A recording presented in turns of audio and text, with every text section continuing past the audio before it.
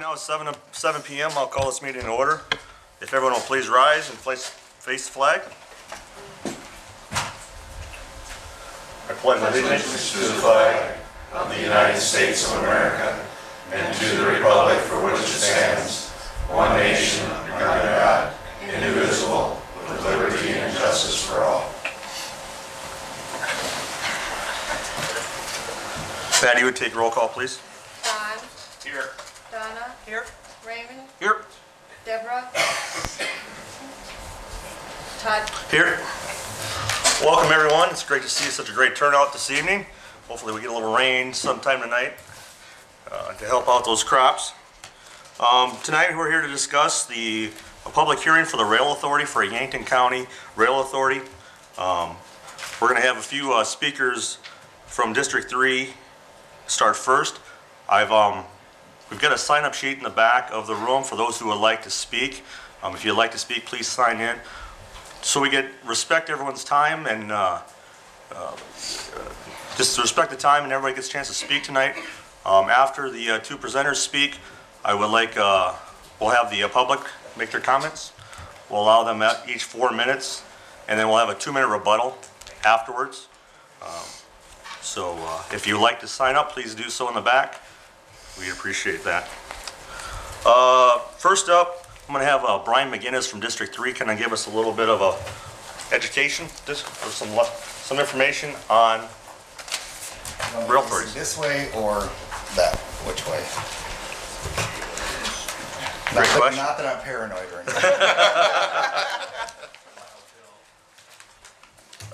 Why don't you do it sideways?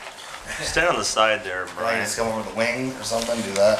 You know, you can just turn around and right. make sure you use the microphone so the media can get the information on there.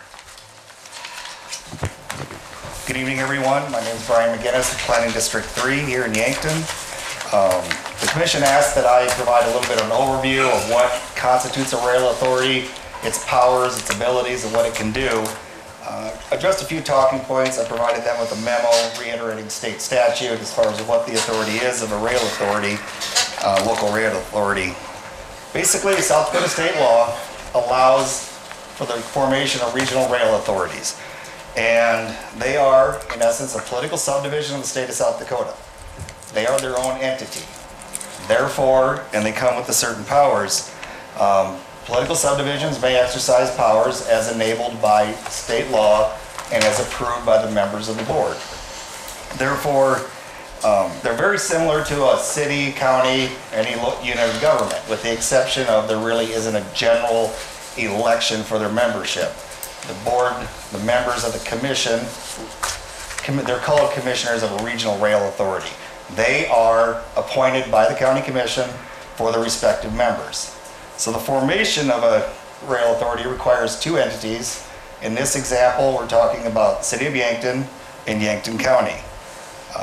As I said, those entities would appoint members to that. It's not set in statute, but the first term is for 3 years. After that, it is set by all the rules and regulations. Their bylaws are written by agreement between the two entities entering into the regional rail authority.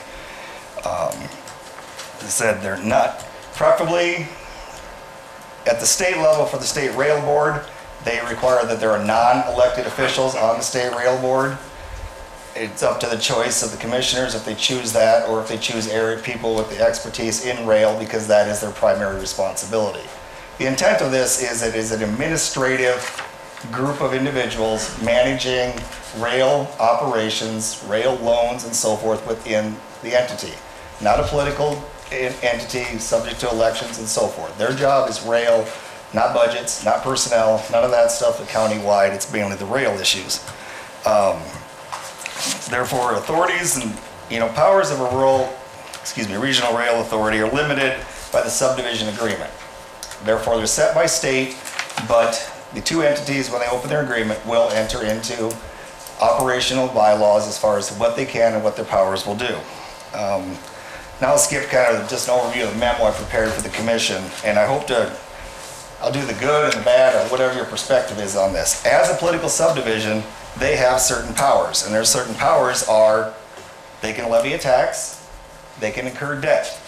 They can accept government loans and grants, and that's the primary purpose for having them.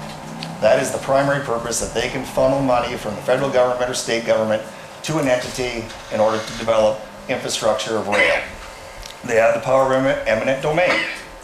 They can own property, they can conduct operations, enter contracts or leases, and hire personnel.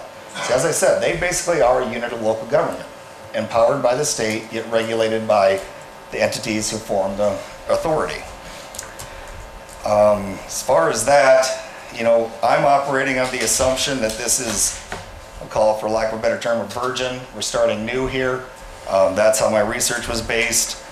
If it proves out different, we'll have to look at different things there. But as far as their authorities, that's really what it is. And we've talked about how it's formed. First step is a public hearing such as happening tonight. Then the two entities would enter into an agreement, a resolution of agreement, in order to come to their consensus as far as what they figure their goals and objectives are with this.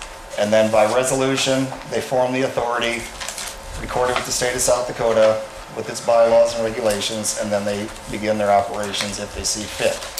As far as, you don't have to levy a tax, and that's one thing I want to address real quick, is the only reason, most of them, I don't believe there is one right now in the state levying tax at all.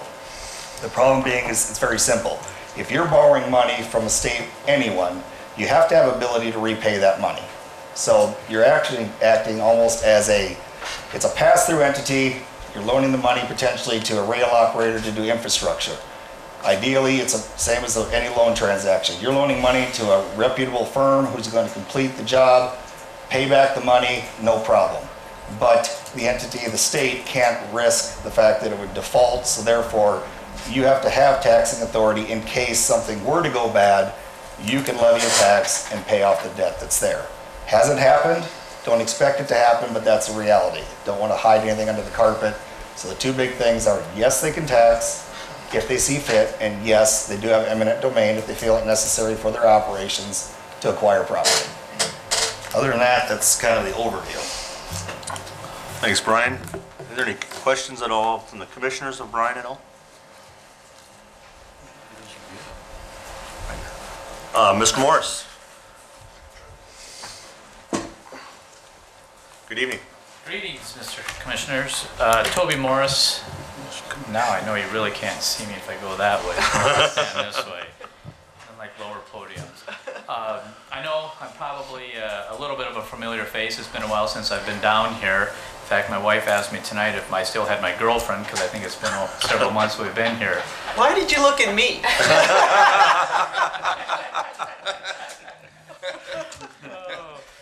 Now the rumors start. There we go. My background with rail authorities, I've set up probably 4 authorities, whether it's in Han County, Butte County, worked with the Hughes County down here. There's I believe it's over 14 or 15 authorities that are within the state of South Dakota. What an authority really is, it's a powerful economic development tool. We're very limited in economic development tools in this state when you look at it. And the reason why I call it a strong economic development tool, it allows another form of funding. We pride ourselves in the state for the low taxes that we have, and it's great to have it on that. But when you don't have a very strong tax base, you don't have a very big grant pool. You go to recruit a business out of Iowa, and the first thing you want to know is what kind of checks are you going to write to them. But rather what we have is a revolving loan fund. And the state itself sits on anywhere between 35 and 50 million in their total revolving loan fund. In order to borrow from that fund, you have to have a local authority or you have to have a regional authority. Items that you borrow for, let's take an example, we've seen right now what we call the MRC rail north of here that started out with Mitchell to Chamberlain. And when the state hit on the Tiger grant, they fell short of about $5 or $6 million. So what happened is the state lent the MRC, which is the regional authority, the Mitchell, Rapid, Chamberlain authority on that part, so they borrowed from there. They didn't implement a tax by any means. Rather, what they did is they implemented a surcharge on the trains that are going through. It's common to see regional authorities and it's common to see local authorities. Hughes County has an authority that last time was used was in 2008. And typically what happens when you use an authority, it's a great tool to have, but when you go to use it, you're dusting off the bylaws and you're going, okay, how many members of 2008 are still alive? How many are still within this time? Because rail projects take a tremendous amount of time to happen. They don't happen overnight. But by having something in place, it gives you that extra leg up. And the reason I say that extra leg up is you can borrow at a very low interest money. You borrow at 2%. In 2008, I helped the state rewrite the rules because what they were doing is they were having a 20-year loan, but all the money was being lent out. So we changed it to what I call a revolving loan fund, where we had a balloon, and it was meant to be a catalyst to come through, or to happen. So we say, yeah, we amortize it for 20 years, but in 7 years we balloon it, because at that time we need to get that money back into the state. Right now there's over 10 or 12 million dollars of application from regional rail authorities around the state or local authorities around the state for only 6 million of applicable funds that are out there. So the demand is much greater than what is actually in that pool. So that tells you you have a very powerful economic development tool to make it happen. As a banker, I look at it always as you have to protect a government entity. Nobody would be alive in this room if you ever had to levy something. So what you do, and this is where the authority comes into place, is they have the ability to securitize. Now I'm going to pick on Miller. We did a shuttle loader at Miller, and the loan was to ADM. Well, I'm pretty confident in the world that ADM is never going to default. But what we took as a security on that is we said, we're going to take the switch. We have the right-of-way, we have the track, but if I own that switch, your $50 million facility is nothing more than a stranded asset. So that switch is probably the most important thing that goes into that. The authority can take a mortgage on that. And that's where you really entrust the board that's put together to look at it from that standpoint. We don't know what's going to come forward. There's going to be projects. We hope there's tons of projects that come forward, and each and every one of those projects that come forward has to be analyzed on a purely credit basis. You have the Napa the Platte Authority here, which is comprised of 2 or 3 counties, however you want to look at it. And the way I view it is, I think it's great that Yankton County is part of a regional authority, and here's why. Because if you have to upgrade a track, that is something that benefits all 3 counties. But if you bring something into Yankton County, and it's purely for the benefit of Yankton County, we really don't want to put a burden on Charles Mix or Bonhomme County if something goes wrong on that. So that's where that gives you the power as a local authority, and that's where the discussion has been here. Is there something maybe that you want to reroute the BN line around town? There's issues, there's talk about that, but that's not something you'd want to burden Bonhomme County. You don't want to burden Charles Mix County with. And so rather that is something that this local authority would have the ability to borrow upon and not impose upon the other 2 counties. There's a lot of questions that come with this, but there's a lot of good. There really is. If we have 12 million of application for 6 million that's available, it tells you there's a demand. And I don't know, I think about 5 or 6 years ago, there was probably 20 million in that fund with 0 applications for it. So the trend is going more and more of utilizing the rail on that. But in order for something Yankton County to utilize, you do need a local authority. And I think, you know, it was established a couple of years ago. There may be some questions. We want to get into that. But I want to tell you overall, those that have an authority are those that are one step further ahead when it comes to economic development. And that's why Butte County did it, Belle Fourche. They just put in a $4.5 million rail park. But I said, if you're going to recruit businesses, you better have another enticement if you don't want that company to go to Sturgis, if you don't want that company to go to Rapid. Not that I'm playing the city out the city, but these are just another tool in your toolbox because it's extremely competitive when it comes out there for doing business.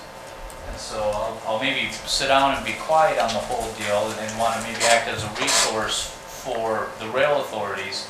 But I work hand in hand with DOT. I've helped rewritten some of their rules in terms of how the lending should be relent out the revolving loan funds, worked with multiple authorities from Speed County to Hughes County to Han County to Butte County, and try to provide it as a resource for the government entities on that and create that public-private partnership so that we don't jeopardize the credit of the county, but you're still on the promotional end to make sure that you can recruit a company.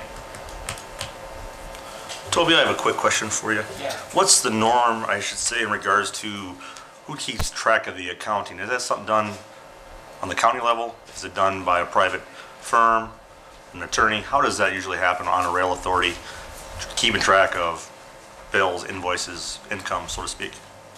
When you create an authority, you elect officers, and within those officers, you'll have the secretary, treasurer, and the chairman. And so it would fall on the responsibility of that local authority to keep track of where the funds come in. So it's something that our auditor won't add to her workload, or our treasurer will add to their workload in regards to taking the accounting of the rail authority. Quickly, I answer that real quickly. State auditor can't come in and audit the books, and they have done that. Okay, thank you, Gary. And there's a push. There was a big push 2 years ago because there was money within the regional authorities, and there was questions about how those authorities had spent the money. And so it is now being reviewed by legislative audit. You know, starting out, are you going to have anything, maybe $100 to start a checking account so you can buy a seal? But should you ever have any kind of switching fees, anything like that as business develops, then yes, a detailed tracking of accounting must happen. And that would be something that you would look at hiring out, providing you have the revenues to pay for it. And those are things that you can charge for. Okay. Thank you. Any questions from the commissioners of Mr. Morris? Thank you for now. Patty, can you go see who grabbed the sign here, please?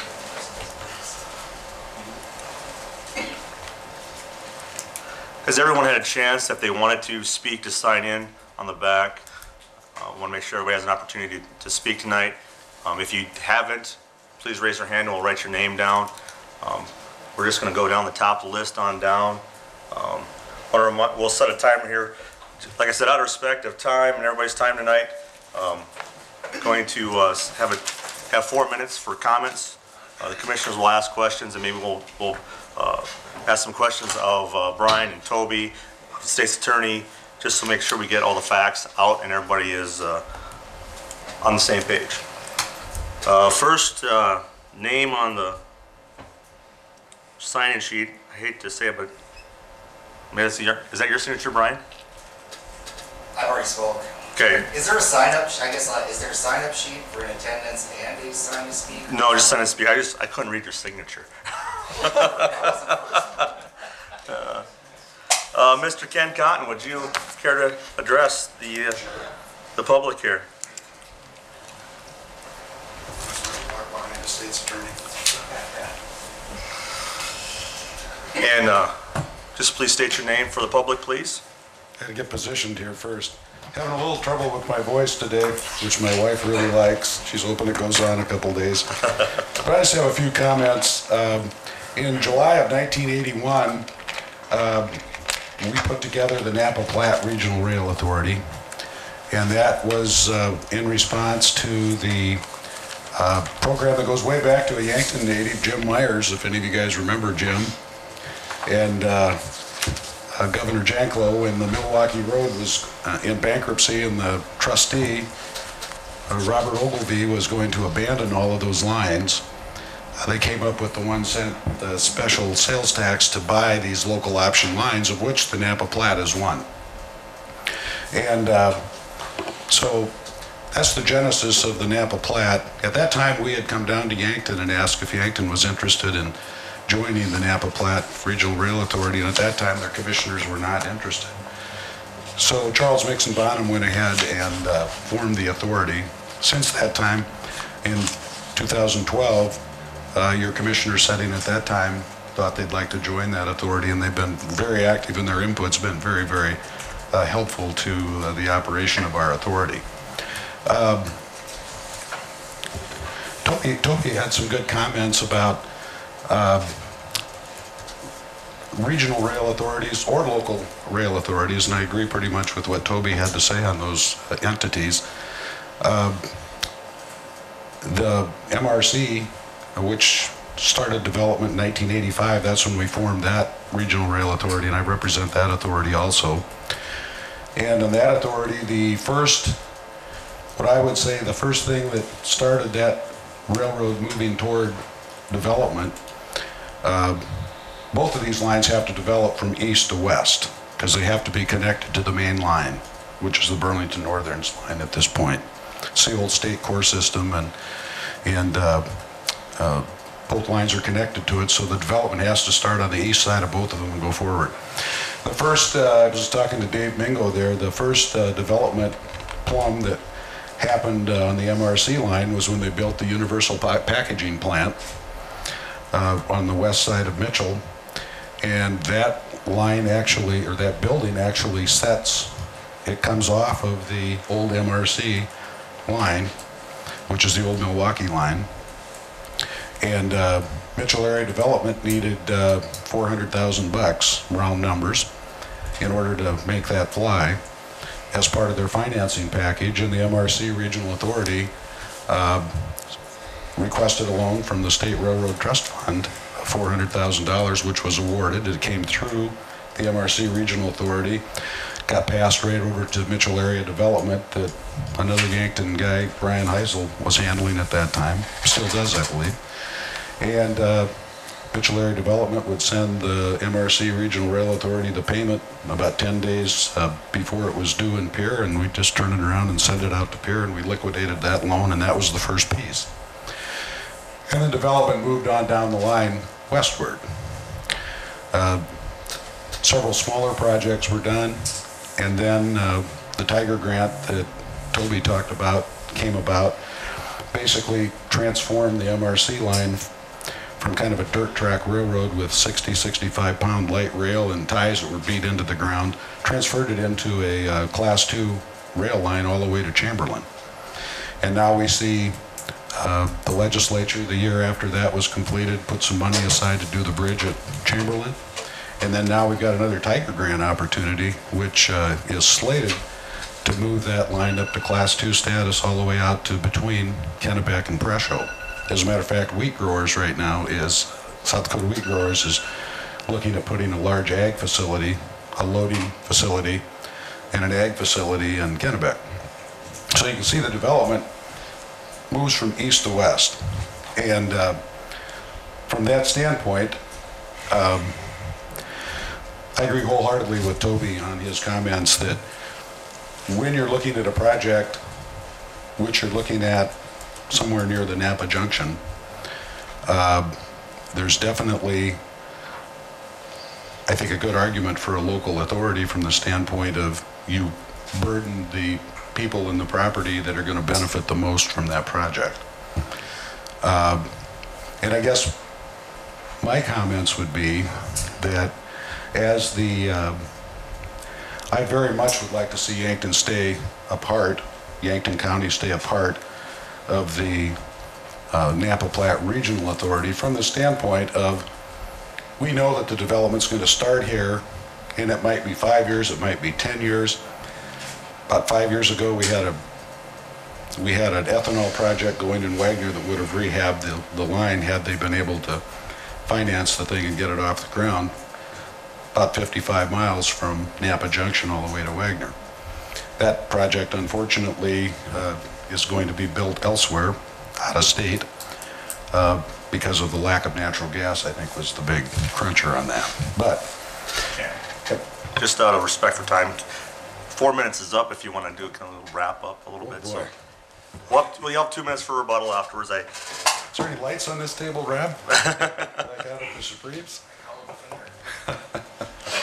Anyway, I think that you folks locally here are going to be the ones that will start the development, and there's some other reasons that I think that the Yankton County folks ought to stay involved with the Napa Platte Regional Rail Authority. And I'm just going to mention a couple things real quickly, and it would take me, I could probably go till midnight if my voice hung out on some of the issues that we've had come up over the years, over the very recent years at Napa Junction. There's a rather complicated haulage and trackage agreement that was part of the settlement with the Burlington Northern Santa Fe, or Burlington Northern Santa Fe now, we'll call it the BN. And we have some real concerns, depending upon where this is located, on the Napa Platte line. And I'm assuming it would be located on the Napa Platte line, because if it was located directly to the Burlington Northern main line, I don't think that the developer would have access to the haulage and trackage rate benefit, which is a huge benefit. And that's something that I'd like to come back and talk to maybe the commissioners at a later date in more detail. But that's one of the things. A couple, 3 years ago, there was, and I know there's arguments both ways, but there was some folks that thought that the line should be sold, and there were some other folks, including the Napa Platte Regional Rail Authority, that thought it's best if the line stays in the ownership of the state of South Dakota and is owned by all of us and operated as such. But there were some issues there that I think, again, I'd like to come back and elaborate on them sometime at a different time when we have some more time to just sit back and visit about those issues. But I guess that would conclude my comments. The history of rail authorities in South Dakota, I think, has been stellar. They've been very, very helpful. The Napa Platte in 1981, the big reason we started that thing was because everybody was afraid that maybe it would just liquidate, and pretty soon you'd see the guys coming with the trucks and they pick the rail up and they pick the ties up, turn the right-of-way back to the adjoining landowners, and it'd be forever gone. Lots of places in South Dakota you can drive up and down the road and see the old rail right-of-way, so get out west toward Gregory in that way. And they'll never come back, in my mind. They don't exist anymore, other than you can see where they were. So that would conclude my comments. If anybody would like to add anything, shoot. If not, I get the message. I'll sit down. Thanks, Ken. Any questions of the commissioners for Mr. Cotton? Any questions of the public for Mr. Cotton? Thank you, Ken. I appreciate your comments. Thank you. Thank you, commissioners. Thanks, Rob. Next on the sign-in sheet is Mr. Gary Moore.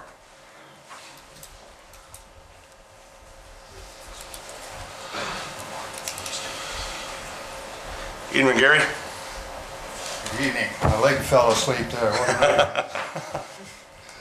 I think you've had a pretty good rundown tonight. Ken's given you a pretty good history of what's happened and how the Platte Napa Regional Rail Authority has progressed over the years. I would suggest to you some of the same things that Mr. Cotton has, and the fact that there's actually no need to reinvent the wheel. We already have the wheel. By reinventing the wheel, you only duplicate the need for government money and resources. Rather, we should cooperate. And let me tell you that I am currently a member of the Platte Napa Regional Rail Authority. Let me tell you that they are quite aware of the fact that development's going to have to take place in Yankton County to make the line work. Remember, this is regional authority. It's not Yankton. This is about the region, from Wagner all the way to Yankton, which includes Wagner, Dante, Avon, Tyndall, Tabor, and Yankton, the Napa Junction. Having said that, I would also suggest to you that there are those who may say we don't have that jurisdiction at Napa. And I would suggest to you that we do have that jurisdiction at Napa. We are the ones that signed the operator's agreement. We do have an operator on the line. And some of the terms of the agreement that are currently there are a percentage of the switching fees, a percentage of the car rental, and we're trying to get a percentage of the federal tax credits, but we haven't got that far yet. We're still working on it. But our intent was to begin rehabilitating the line from 2 miles west of Napa, west, first of all, what we wanted to do was improve all the rail crossings across our county and township roads. That's the number one thing that has to be done. The current operator isn't doing it. And that's one of the reasons we want the Platte Napa Regional Rail Authority to become the operator on that line so we can get those federal tax credits, which are a lot of money, folks. We're talking in the vicinity of about $150,000 or $64,000 a year, which are currently being sold to someone else out of state, and somebody's taking a nice cruise. And I don't appreciate that because we're not getting anything done with the line we have here. So it's adamantly important that we have people who are willing to go to bat to fight for those federal tax credits and to fight for the operation of a regional line from Yankton to Wagner. And I think that therein lies part of the issue too. Can you or can you not superimpose over the top of Platte Napa? I don't think you can. The way it reads right now, I don't think you can superimpose. If you can superimpose, then the issue more importantly is how are we going to split out those fees in the future in relationship to car rental and to switching fees. It's $150 a car switching fee, and I believe it's $3.50 a day car rental on storage for those cars when they're on the track. Currently there's none there, but that comes at the expense of the Platte Napa Regional Rail Authority because they have to hire an individual to go out and inventory all these cars so we know we're getting a fair shake when it comes time for payment. And that wasn't being done by the operator in the past, and we made that happen.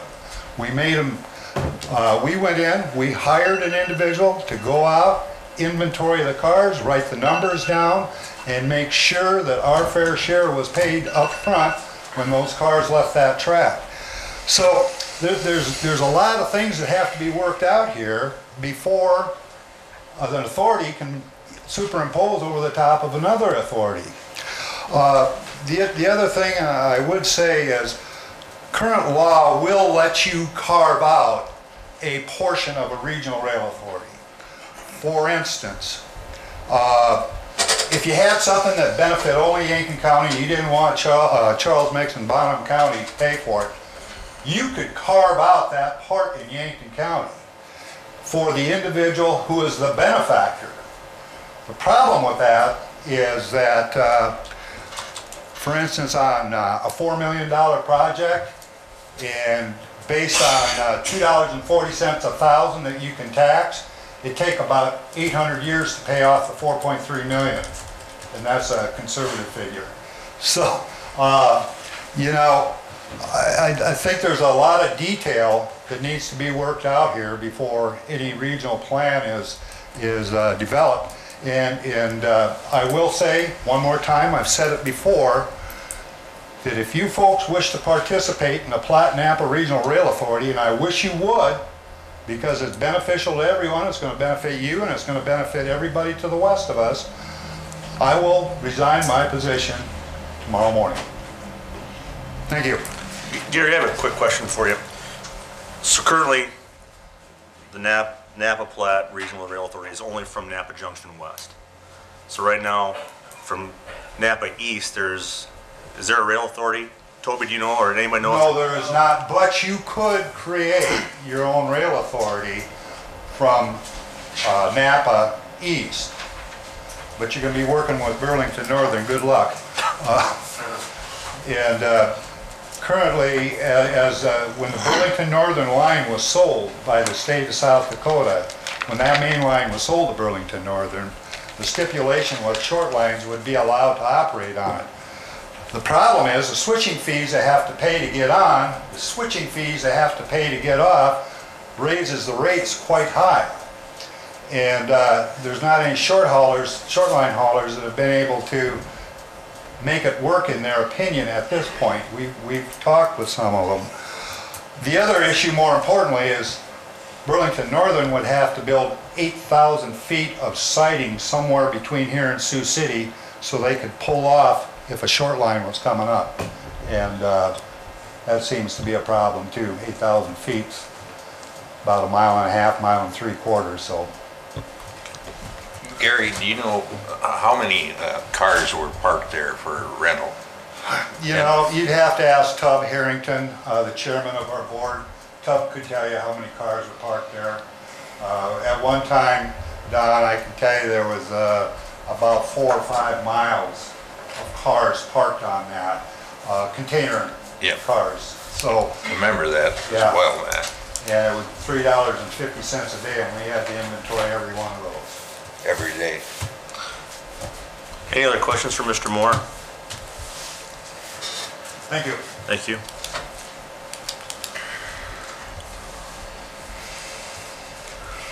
Next on the sign-in sheet is Mr. Tub Harrington from Wagner, Chair of the Rail Authority.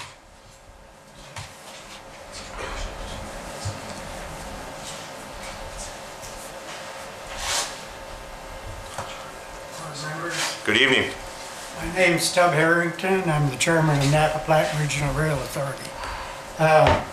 Toby, there's 2 main things that I don't think you covered on what a rail authority's for. Basically, if there's any shipping up and down the line, we're to protect the shippers, plus we're to protect the citizens up and down the line. You know, that's 2 of our main part deals. And as far as cars go, we don't really know the correct answer. We've counted cars and some come in and out, and that's why aren't happy with the operator we got on there. We've been trying to get rid of him for 30 years and DOT hasn't let us so much yet. That's one of the things we want to do. But I'm here to tell the board that we're happy with you guys on our board and we hope you stay with us. And if there's some deal on a tax that you want to tax your people in Yankton County, I think we can work something out, you know. So that's the main thing. But we would like to see you stay with us. So far, we've had, since 2012, we've had Mr. Johnson, Sinclair, and Mr. Moore on our board. Well, Mr. Johnson resigned because he moved out of state. Now we've got Mr. Hopper on there. They've all done a pretty good job. So I guess that's about all I've got to say, but we still welcome you guys to stay with us. I think we could work something out. Thank you. I have a question for it. Sure. How many people do you have on your board? There's 9. 9 There's of you? 3 from each county. 3 from each commission- county? Yes, you can be either a farmer, a businessman, or a commissioner. But they've got to live Okay, in Bond County, Yankton County, or Charles Mix. okay. Thank you. And I suppose if you want 4, you could have 9's per board. Yeah, Thank you. yep. I have a question. I'm not sure who to address this to. One of the comments Mr. Harrington made is in regards to, with the Regional Rail Authority, can the tax question that he just made a comment on, can you partition per county? I don't know, Rob or Toby or Brian or anybody, is that something the Regional Rail Authority can, if the Platte Napa, can you only tax Bon Homme County or Yankton County? Is that, I'm sure that's the only way you get it because Charles Mix and Bond is, in our minutes, said we will not tax. Period. even though we haven't, I think Brian, you made a comment that there's never been a, Problem is if you don't tax, you can't borrow. Yeah. The state simply says, If you you got, cannot exercise your taxing authority, you cannot borrow from their pool. So have to have a way to pay it back. Yeah. It's not to levy a tax, but just You- retain the right to levy You it. have to state in your resolution that you will impose a tax, should you need to. And at that point in time, then you can make application to the revolving loan fund. That's but, when we look at it from the credit standpoint. Thank you. okay, but if you got cars coming on and off at the MRC line, then there's enough money with the Regional Rail Authority. They can go to the state, ask for help, and backs up on them, you don't have to tax. But you gotta get something going first. That's why you want your fair share of revenue from car rental, switch fees, and/or federal tax credits. Todd, your question on can you carve out areas? If you go to 4917A 21.1, you'll see the authority may, in connection with the certification of an annual tax levy pursuant to 4917A21, designate various zones of benefit or geographical proportions of the member subdivisions which in the judgment of the authority will be or have been benefited by the projects. The authority may then certify that such annual levy be applied only to such benefited area. So yes, you can carve out areas. Thank you. Any questions at all for anybody else?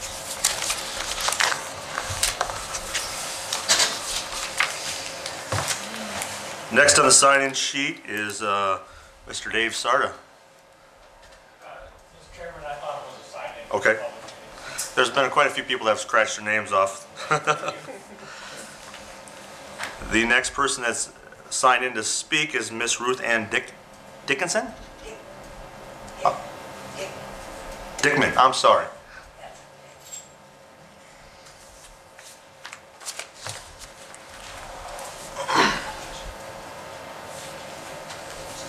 Good evening. Good evening. I'm Ruth Ann Dickman from Utica, South Dakota, and I would like to have some questions answered. The last I heard, this project was supposed to be built around Tabor. Oh, okay. And I'm wondering what happened to that? That it's not going to be built around Tabor anymore. Can anybody answer me that? Well, what we're talking about particularly now doesn't really have anything to do with this particular development. That may or may not come down the road. It hasn't been brought forward. What we need now, or we're talking about, is whether we should have a rail authority in place to facilitate that type of development. Oh, okay. So that hasn't come back to us yet. Oh, so we don't know about that. Okay. Well, all right. That answers my question. Okay. Then. Okay. I guess that's about all, because the rest will pertain to. Sure, and that we'll be talking about that as time goes on, but not, And not tonight. they don't know yet where it will be built. Well, then. I certainly don't know yet. So. Okay. Well, thank you. Okay. It was my misunderstanding. Thank you. Thank you.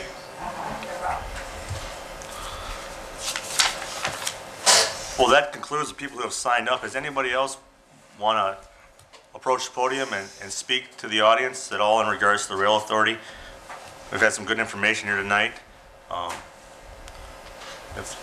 But we are open to hear any more information. Yes, sir. Todd, who's the one that rents? Who puts in cars up that line? Right. Railroad puts in cars on for rental. I think that's part of the, some of what happened with the rail authority. Can answer that. The Napa Platte Regional Rail Authority has an operating agreement with Dakota Southern Railroad Company. Okay. And they operate up on the MRC and they operate on the river. And they're the ones that actually ferry the cars up and down the line, park and move them, deliver them back when the owner of the car wants them back. What do they get for rent for them? It's about $3.25. $3.50 a day. $3.50 a day for every car. That, as I understand, Ken, that rate varies, and right now it may be below $1. Yeah. If there's a real glut of cars, It's more. a couple years ago, if you ever went on 90 out to 83 to go to Pier, you'd see miles and miles and miles of 100 ton or 100 covered hours. And there was just a glut, they weren't using them, and at that time it was huge money, and they paid a good rate. And then sometimes we'll have, like Minnesota, this past harvest season, they were screaming for cars, and the way those cars could be had. I read in one article that said the producers up to figure they lost $6 billion just because they didn't have enough covered hours to haul the crops out. So it does down to close down depending on. When they had the side hopper cars, all containers, we only figured about $1. Because there's 4 or 3 of them in a block. So about $1 a car. Anyone else would like to speak? Please approach the podium. I'm Jeff Goodall. I just want to know who would be responsible for the track of taking care of it. Is it Burlington Northern or is it Dakota Southern? I'm sure mine is Dakota Southern. Toby, could you answer that, or Brian, could you answer that question? Actually, it'd be on the operator agreement. It's on the operator, they're the operator. Or the operator. But if it's assigned to you, technically you're responsible for it, and that's Yeah, where but you we gotta got be an careful. Our operator is responsible. The operator leases the line, it's his responsibility. I think, It's his Mr. Chairman, we responsibility might to want to take leave care it of as a, intersections on county and township roads. as a difference of opinion between what I've been That's what it is. informed by senior staff at DOT. Okay, What- So you- if I can just, please. the more tools you have in your toolbox, the better off everybody is. The regional authority, oh, I'm sorry. Use that. The regional authority, guys, is a powerful thing. We have some feelings, we have some politics that are going on right here. I would encourage Yankton County not to pull out of the regional authority. It's another tool to do. I would encourage you to create your own authority, though, at the same time, not as in competition, but as is in something that you have a local development tool to do. What if something you want to go out as on the east end of town? You know, whether you overlap, whether you're not. What I would encourage, though, is the fact that you become members of the Regional Rail Authority legally. And where the issue has come into play was the fact that a public hearing was not held. A good intention was meant to happen. Let's follow up on that good intention of bringing them together. And what happened now is the state is saying Yankton's not part of that Regional Rail Authority, even though the resolution was filed. But Ken, you know that one statute that says a public hearing must take place. I say, hey guys, let's do the public hearing. Let's put your 3 members on that regional board. There's a lot to be happening right now. But what we can't do is you cannot give a sense of infighting and a disassociation of politics to industry. Because they're going to go, forget this. I'm not going to go in and invest $40, $50 million. What we want to do is say, guys, here's our toolbox. I want you here instead of up in Kimball. I want you here instead of down in Sioux City. These are the tools in your toolbox. Let's just do it correctly. Let's let the Napa Authority Board, when the members go on there, whoever they may be, great discussion to have. There's no better discussion to have is than to say, how are we going to figure this credit out of who's coming in? Because that means you got a project. All we're doing is just framing up. We're building the foundation, but we're arguing about the color of a house. We don't even have the house built. Let's build the foundation. Let's put the tools in the toolbox. And I would encourage you guys to stay with it, and I don't think it was ever an intention to pull out. It's just one more tool in the toolbox. And it's a great tool. Is there a yearly fee for that? Along to this? No. Just a whole lot of volunteer time. And a lot of coffee, and hopefully somebody brings donuts. I did that. I think 4917A36 kind of answers the question you had there. Arrangements for operating and providing rail service. The authority may enter into contracts, leases, and other arrangements for such terms as the authority may determine with any persons granting the privilege of using or improving the railroad or any portion of the facility or space. That's 4917A36. So when you have an operator's agreement, generally you include that in the operator's agreement. You're referring back to the original question of who maintains the rail. All right. I didn't. Sorry, I was putting the dotting, putting everything together there. If I may, Mr. Please. It's like an onion project. Every time you peel back a layer, sometimes your eyes water. The state has said we're going to keep the first 2 miles. I mean, they've said that. Many times. Do we really know where that's at this point? No. But if I'm sitting at the state board and I see a bunch of infighting happen down here, I tell you what they're going to do.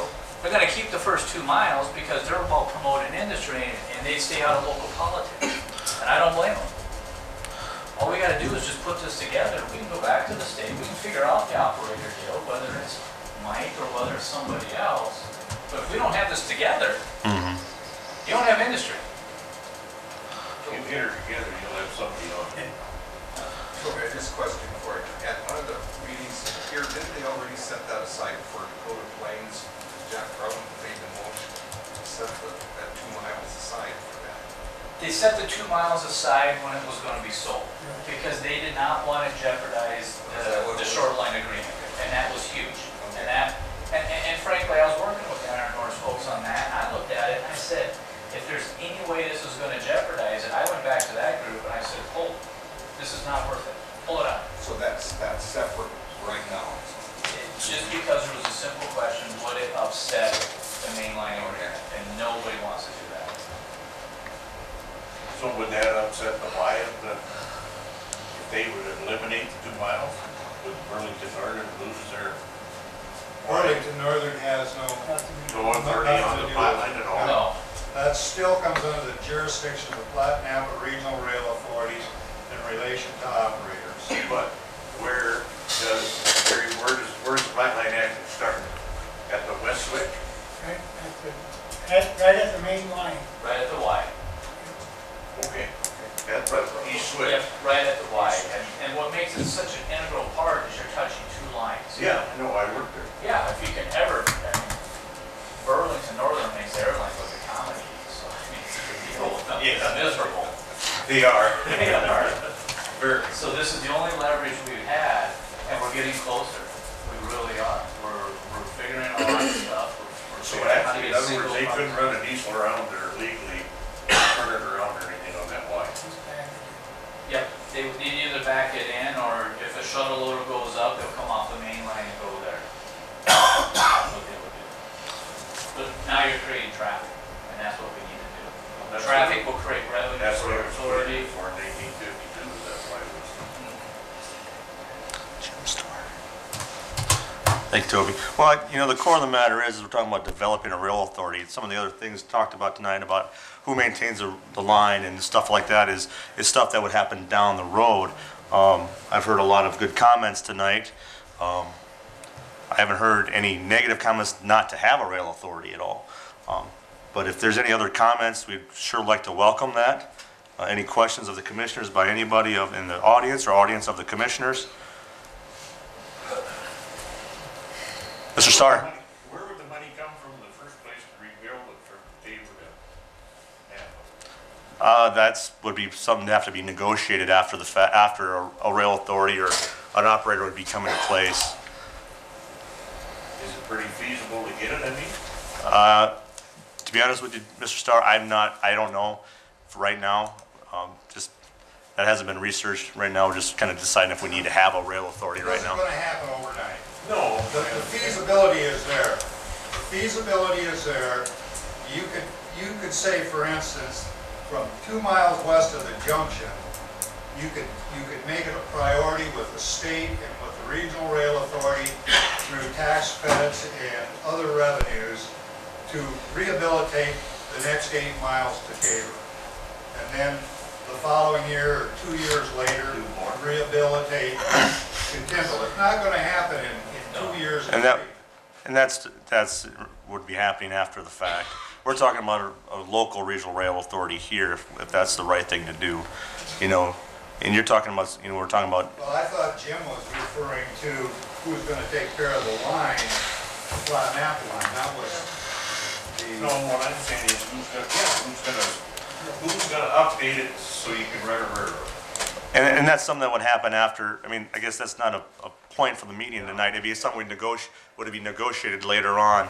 But right now, the point of the meeting is just to discuss entering into a rail authority in Yankton County right now. There's lots of other bells and whistles to work out and a lot of other pieces to be done later on.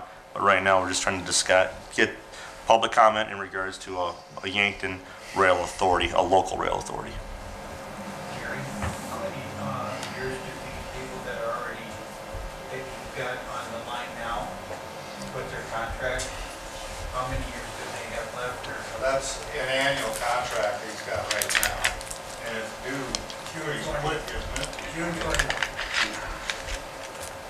Lease is up June 20th. How many miles does he cover? Napa Junction to right west of Wagner. That's what the lease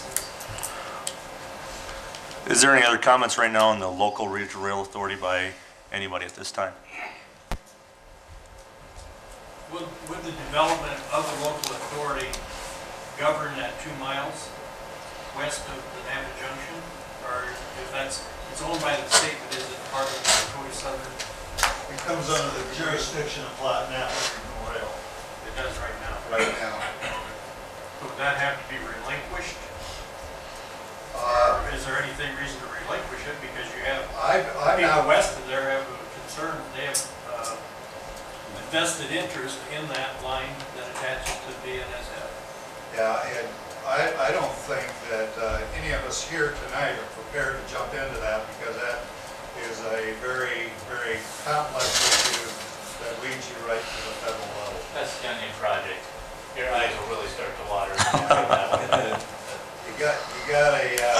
got a river with a huge dam on it, a lot of water behind it when you got the federal government involved. And the federal government is involved in that first 2 miles.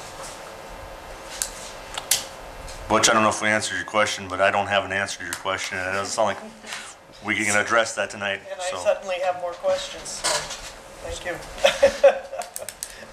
I think it's one of those things that we're gonna have to sit down with the guys that know and hammer out a lot of details before we get to that agreement part of it and what we're gonna do and what powers we have and what powers they have, but we got a lot of work to do yet.